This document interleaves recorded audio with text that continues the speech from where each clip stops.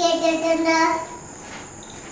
കളിയായ നമ്മുടെ ദേശീയ ഉത്സവമാണ് ഓണം. ചിങ്ങമാസത്തിലാണ് നമ്മൾ ഓണം ആഘോഷിക്കുന്നത്.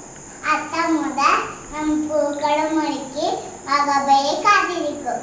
ആരാടി മകബലി? പണ്ടിക്കേരൻ ഭരിച്ചിരുന്ന മകനായ ചക്രവർത്തിയാണ് അദ്ദേഹം. അന്ന് കേരളങ്ങനെയാണെന്ന് നിങ്ങൾക്കറിയാമോ?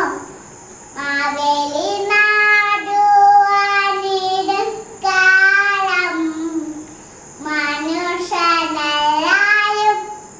ഒന്നുപോലെ ആമോദത്തോടെ വസിക്കും കാലം.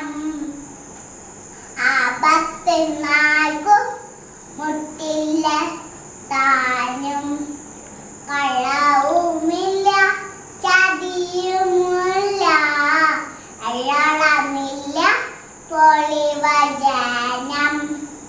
കള്ളപ്പറയും ചെന്നരിയും കള്ളത്തരങ്ങൾ മറ്റൊന്നുമില്ല.